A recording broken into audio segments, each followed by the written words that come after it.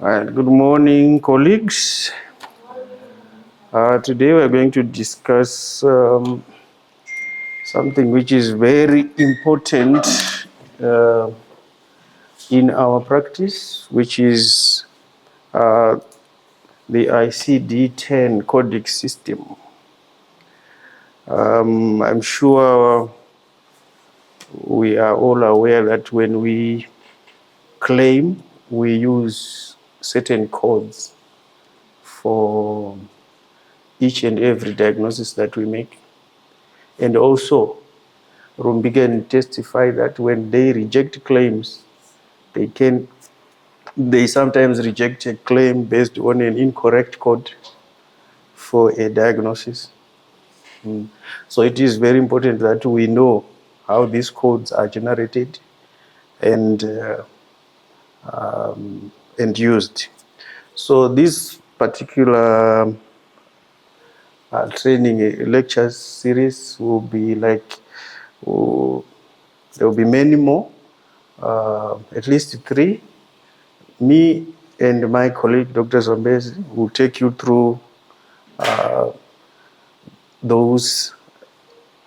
I will start by discussing with you the background for the ICD-10 coding system, and then the next lecture will be on how diseases are named, and then in the last lecture we will look at the practical session, how to actually code the diagnosis.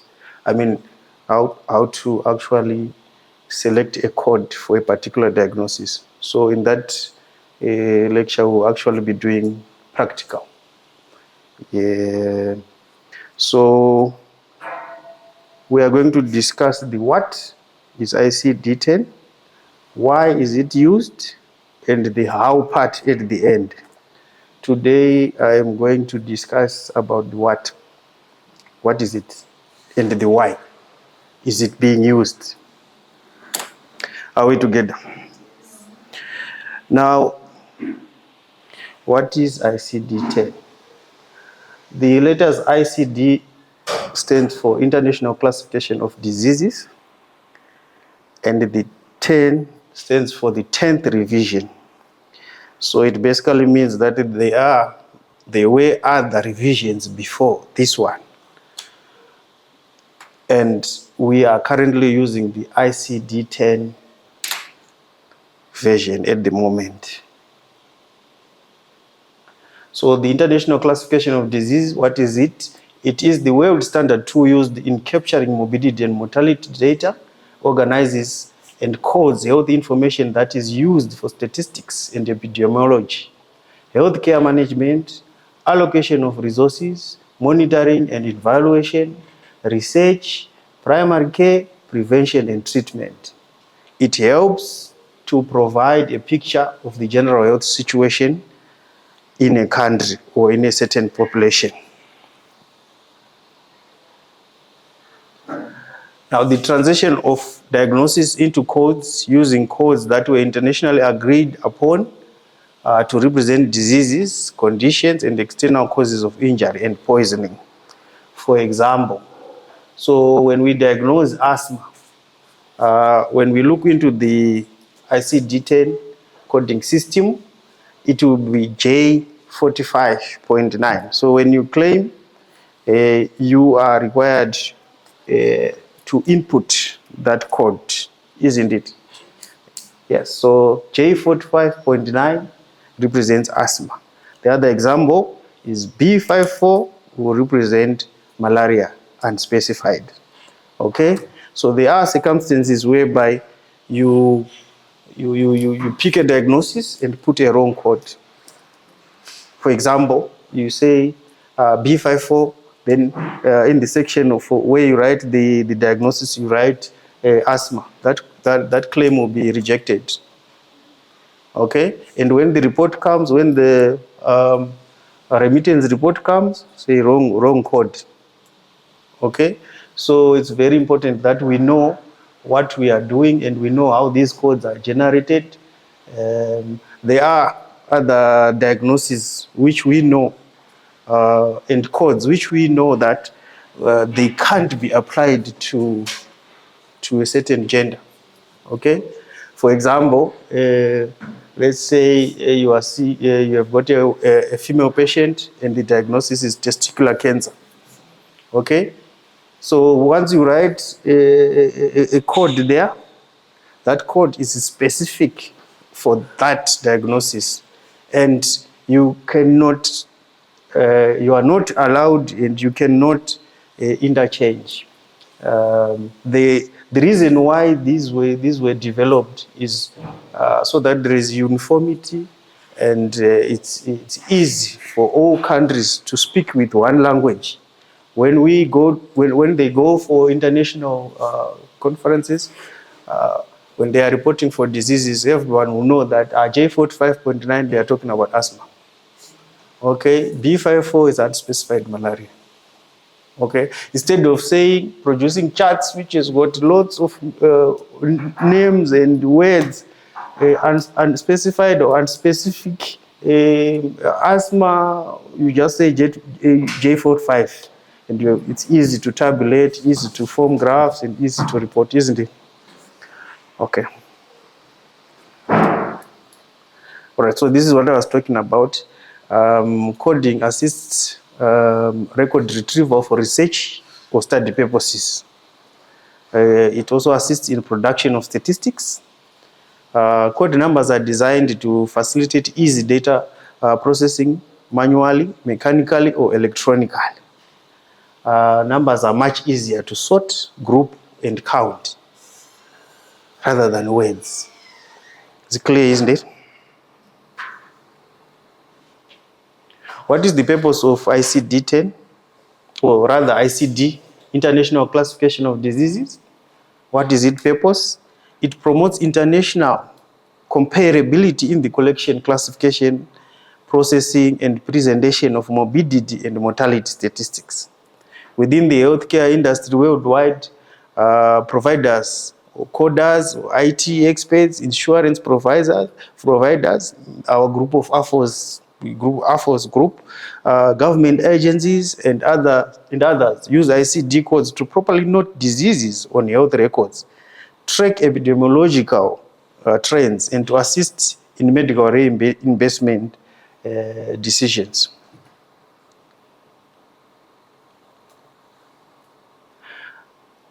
It is very important because it provides a detailed information for measuring healthcare service quality, safety, and efficacy.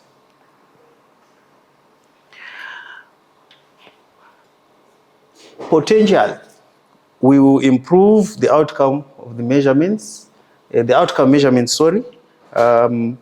improve clinical, financial, and administrative performance management, and also it improves the design of payment systems and claims processing, and also reimbursement systems. It's clear, isn't it? Okay. Right. I alluded to the fact that what we are using now is the ICD-10. Okay. So ICD-10 means is the 10th revision or the 10th version of ICD, of the International Classification of Diseases. So when did these classifications start? Okay, we will go back to the late 1600s. That's when a certain gentleman called John Graunt wrote what became to be called London Bills of Mortality. That was in late 1600. Then in 1899, a gentleman called Bertillon from France wrote what was called Bertillon Classification of Causes of Death. So back then, people had started to classify diseases. So in 1900, that was now when they got together and utilized the Bertillon classification of diseases, and they called the conference the International Conference for Revision of the Bertillon classification. That later began to be known as the ICD-10. So that was the first version of the International Classification of Diseases, 1900.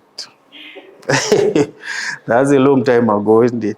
And I'm sure we were busy. At that time, we were busy being colonized, isn't it? We were just after the First Chimurenga War. 1909 was the second revision, the ICD-2. 1965, already the ICD-8, 1965. That's when it came into use. 1965, we had just formed our Revolutionary Party. Yes, 1963 is it. Then 1975, the ICD-9. We're using 10, right? So 1975, the ICD-9 came with major changes to the 8th version.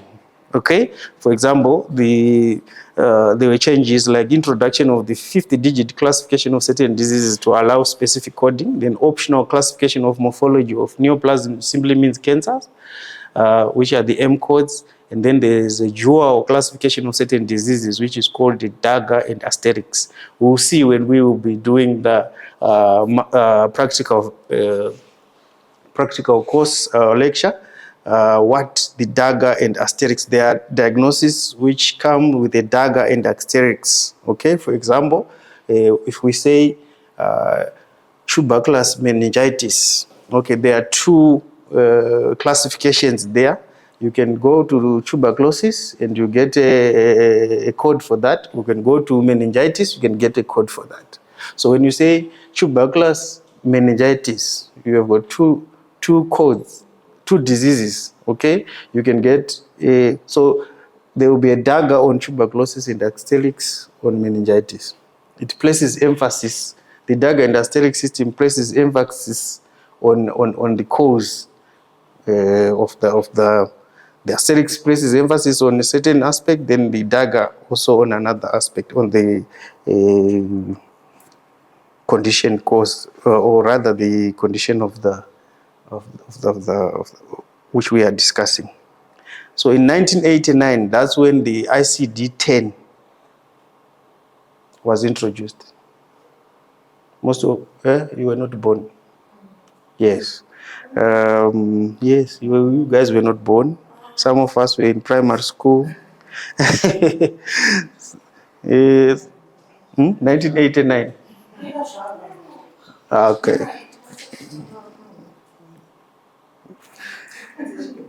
It's a long time ago. How many years?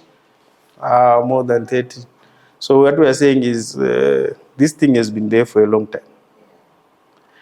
Right now, actually, there is ICD-11.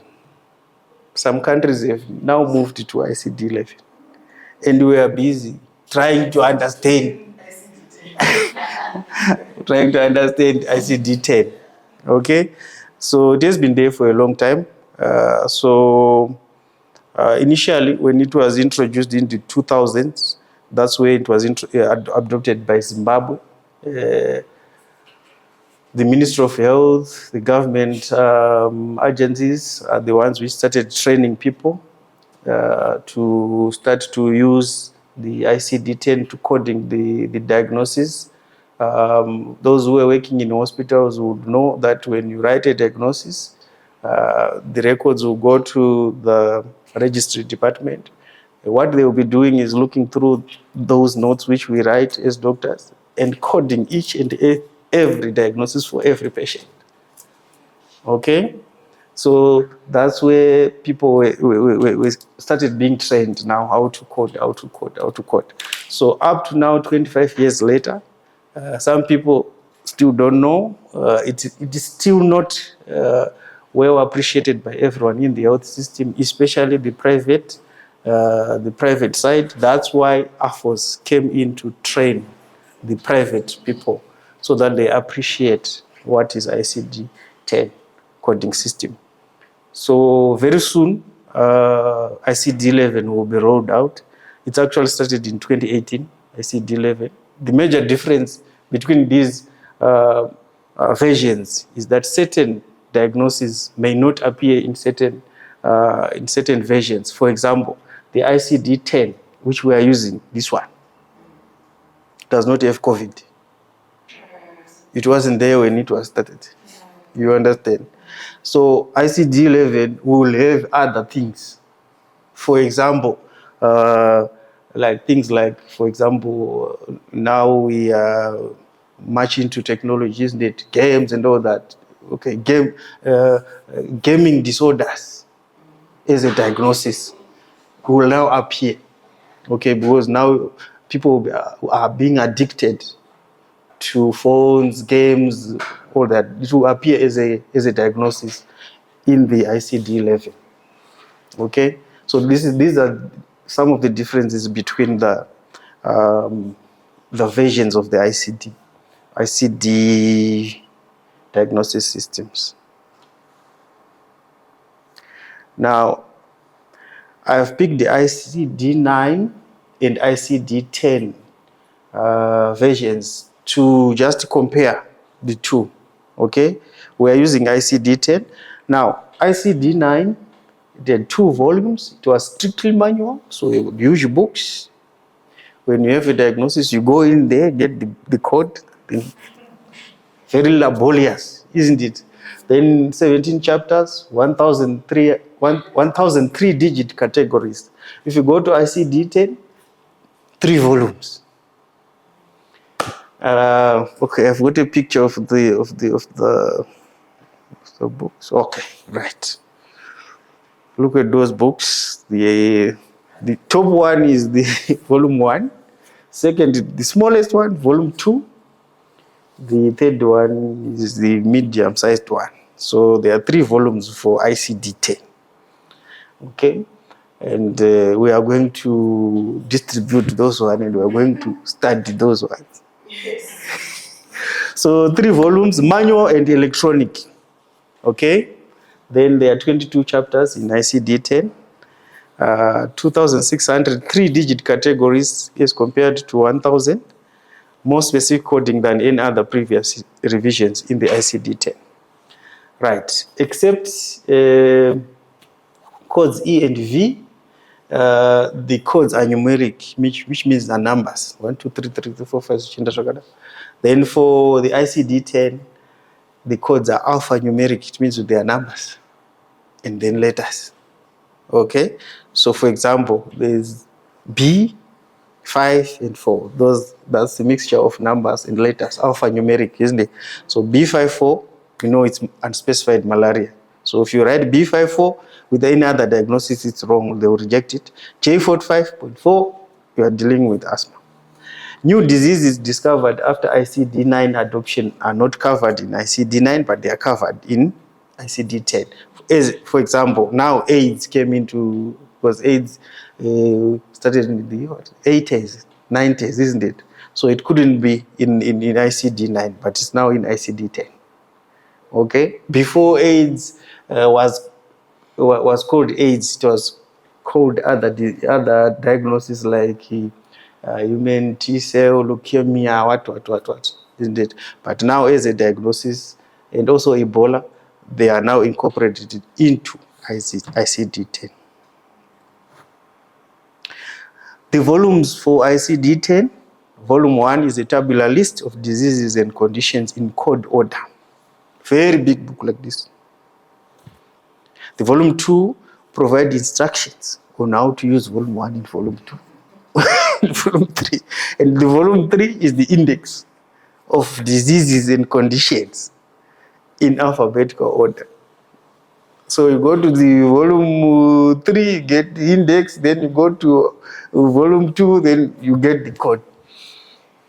But we are not that unfortunate now. We are going to use the electronic system, which is easy. Okay, so we are not going to use those manual books which I was talking about. We are going to use the electronic system. So what does an ICD-10 code look like? Okay, I'm going to break down an example of a code. Okay, So A37.1. Okay, so that's an ICD-10 code. The first three characters, that's A37. That is called the category or this term. If you look into the system, that term is whoop for whooping cough. Okay, so that's the first three characters. Then the last two characters are the subcategory. Okay, so we are saying now we have to define the whooping cough. Okay, so if you say 887 and you claim like that, they will reject it. It's an incomplete code. You have to categorize. You have to tell us what type of whooping cough is it. Okay, so this is where the points come in now. 837.0 is a whooping cough due to Bordetella pertussis. It's a type of bacteria. Okay, so this is when we actually know, and it has been isolated by the lab that this is Bordetella pertussis. Okay, if we don't know, the lab has not told us, we have not taken a specimen, and the lab has not identified the type of whooping cough, then it's 837.9. It's unspecified because there are many Bordetella and pertussis and parapertussis types. Okay, so if we haven't specified, if the label is not given us a particular strain of the Bordetella, it is whooping cough unspecified. You get it? Then when we go to 87.1, whooping cough due to Bordetella parapertussis, it's different now. Okay? Then 837.8, it's a whooping cough due to other Bordetella species which are not listed. Okay?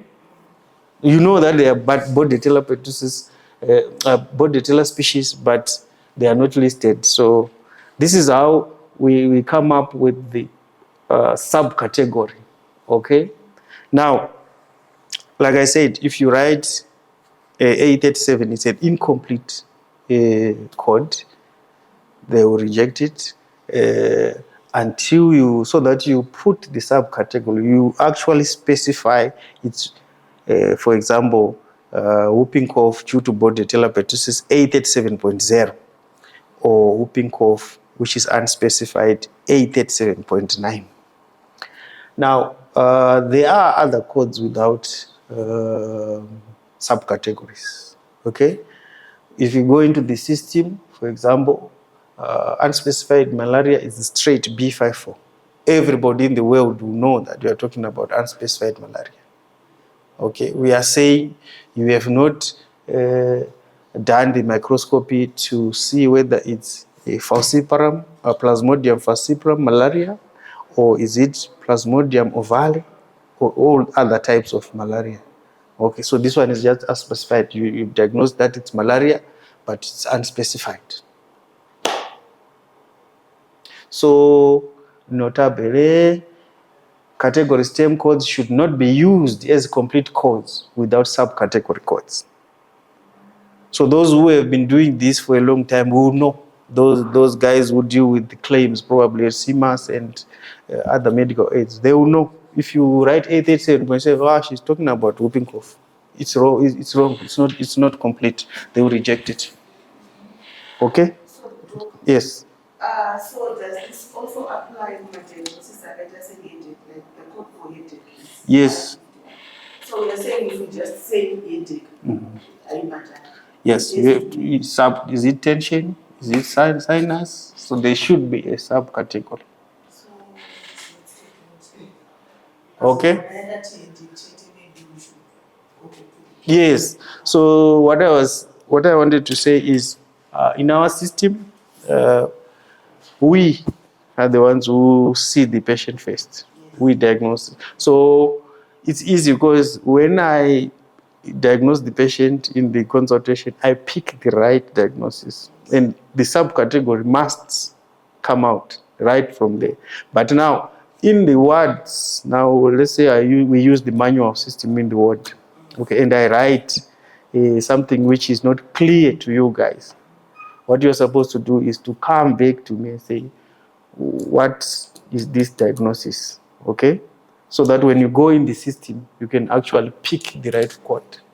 If I just write headache, so you can classify the headache, please, so that I pick the right code, the right diagnosis. Abdominal pain. What sort of abdominal pain? Is it unspecified? Okay. Gastroenteritis. Due to what? Okay. So if the doctor knows what is it due to, it has to be clear, E. coli, or it is unspecified, non-specified. It will have to come out as that. Gastroenteritis and colitis due to unspecified cause. Okay, that's the end of my introduction to ICD-10. Are there any questions? Any other questions, please, so that we can discuss? Yeah,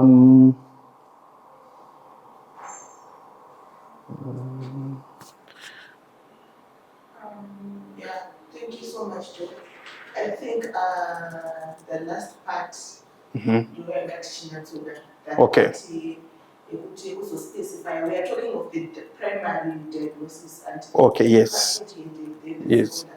So maybe that's why we were having challenges in Papa, because we were using primary diagnosis only. So yeah. Oh, okay. I wanted to give you an example. Right. I don't have internet here. We don't have internet here. I do from the past, but they do.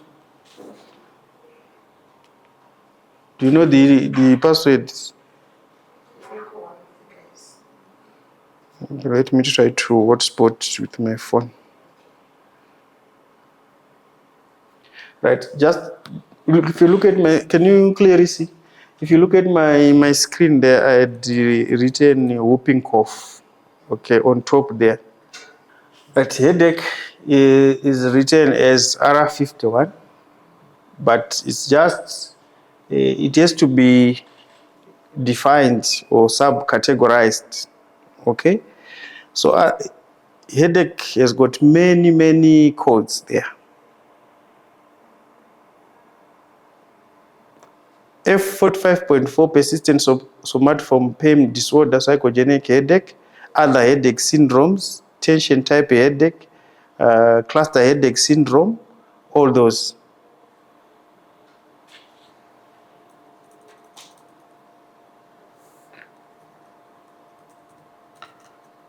Right, so this is the ICD-10. This is the ICD-10 version on WHO website. So you just have to go there and input whatever you are dealing with. Let's say abdominal pain, like that. Okay. So we'll be doing this when we do the practical. This is what we'll be doing. Today it was just an introduction. Okay. So when we write abdominal pain there, you find that there is R10, which comes abdominal and pelvic pain, but under R10, there is R10.0, R10.1. This is now where you subcategorize. That's where the point comes from. Okay? So this is what we'll be doing when we do the lecture on how to pick a code. Okay? Thank you very much for your attention. If there are no further questions, then we can call it a day.